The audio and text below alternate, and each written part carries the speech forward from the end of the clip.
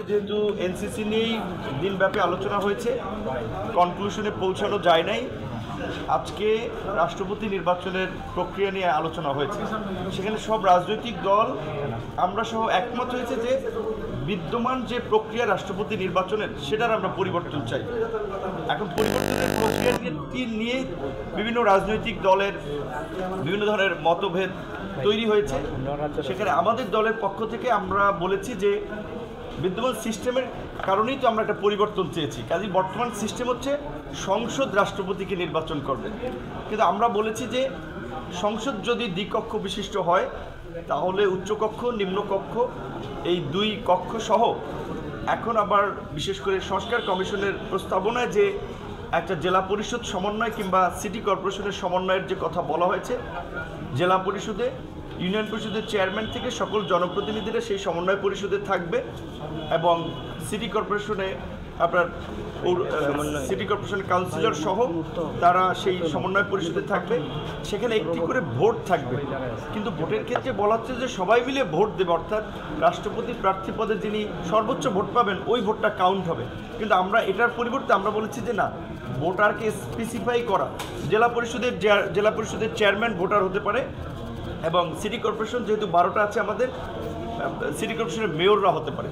তাহলে জেলা পরিষদের 64 জন চেয়ারম্যান এবং 12 জন সিটি কর্পোরেশনের মেয়র সহ 76 জন ভোটার হয়। তাহলে 500, যেহেতু আমরা দ্বিকক্ষ বিশিষ্ট সংসদের দিকে যাওয়ার জন্য মোটামুটি একমত, তাহলে দুই কক্ষে 500 আপনার সদস্য এবং এক্সটেন্ডেড 76 জন, 576 জন, এইটাকে ইলেকট্রাল কলেজ হিসেবে বিবেচনা করার পক্ষে আমাদের দলের মতামত।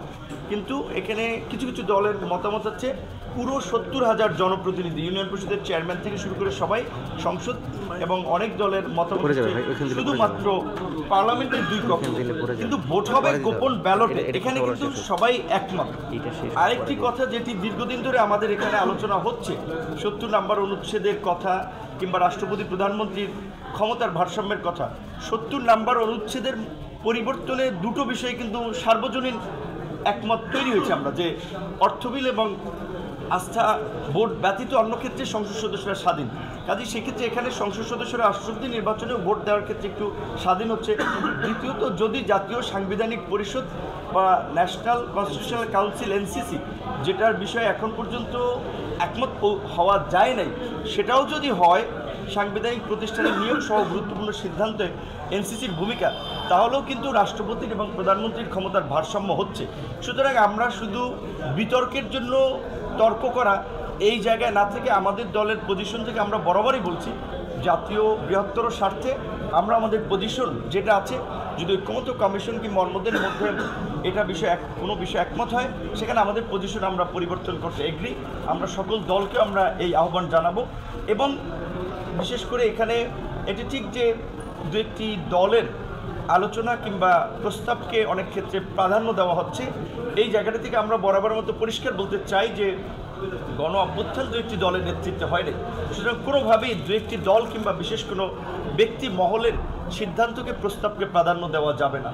সার্বজনীনভাবে সকল মত পথের মানুষ, আজকে যারা আমরা এখানে ধরেন যে রাজনৈতিক দলগুলো আছে, এইসব দলই কি গোটা দেশের মানুষের প্রতিনিধিত্ব করেন? না, এখানে একেবারেই আছে যে সমস্ত দলের কোনো অ্যাক্টিভিটিস নাই।